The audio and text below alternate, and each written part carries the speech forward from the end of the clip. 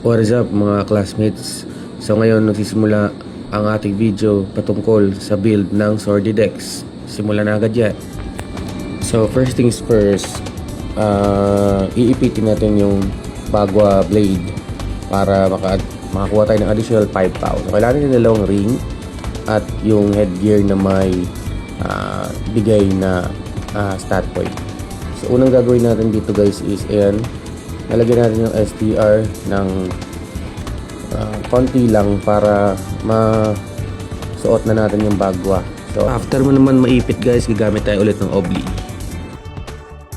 After nyan guys, kailangan natin kunin itong bloodlust. Itong bloodlust is bibigay ng damage.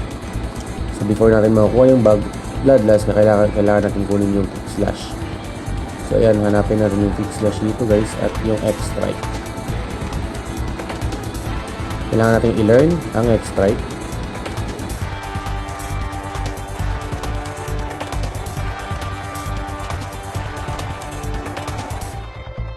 Dito guys, maglalagay tayo ng additional na stat point dun sa STR kasi ang required na STR dun sa bloodlust is 115.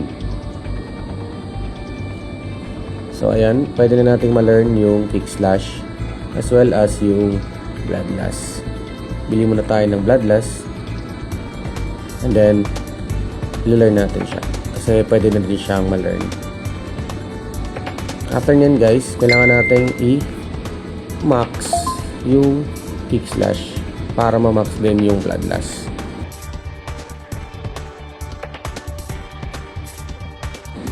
So before natin ma-max yung kick slash at yung bloodlust, kailangan natin ng 155 total of STR.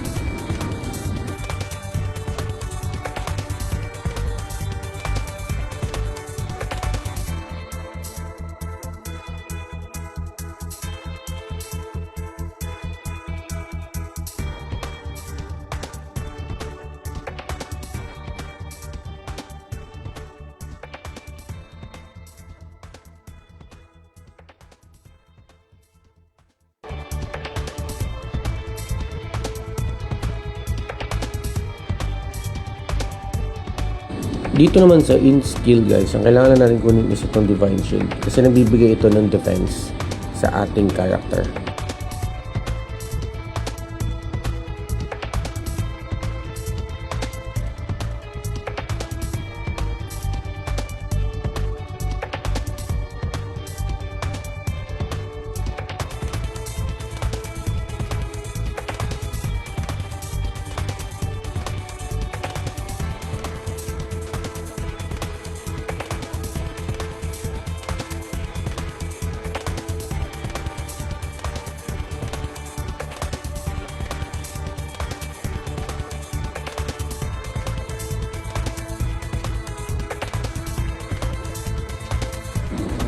So dito guys, ito yung kukunin natin sa etc. Blade Mastery, Titan Wheel at saka yung Light Speed lang.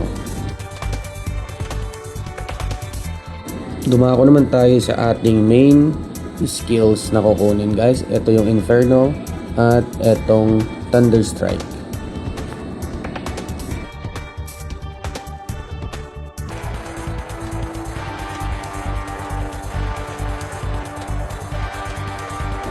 Dito naman sa pagpalit ng ring guys is hindi to necessary kasi yung build natin is parang pure dexterity, so parang useless din yung pagpandaya nyo sa dex.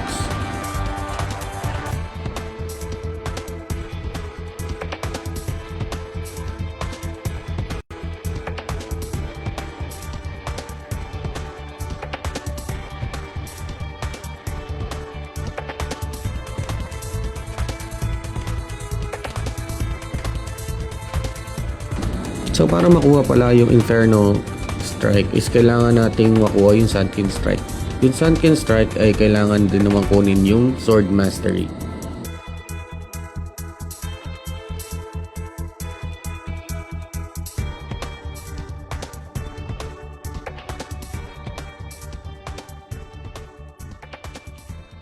So since na main skill natin yung Inferno Attack at yung Thunder Strike, kailangan nating i-master yung dalawang to. naisip ko na din na i-master yung Sunken Strike kasi may additional slow kasi yun pag natamaan yung kalaban. So ito lang tatandaan nyo guys, kapag swordy kayo guys, yung combo natin is Thunder Strike plus Inferno. So kailangan natin ikat yan para mapatong talaga yung damage. Sunken Strike, Lightning Slash, at saka yung passive na Sword Mastery.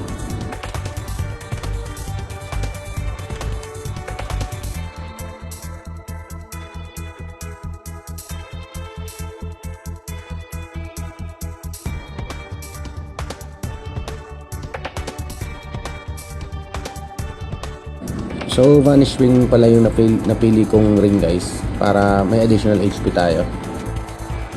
Yung set ko pala dito guys is amplified kasi sinadya akong ipatasin yung HP kasi mag-pure dex tayo.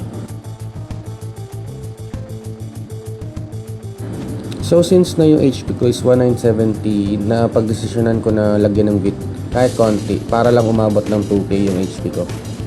At saka yung sobra, papunta na sa dex.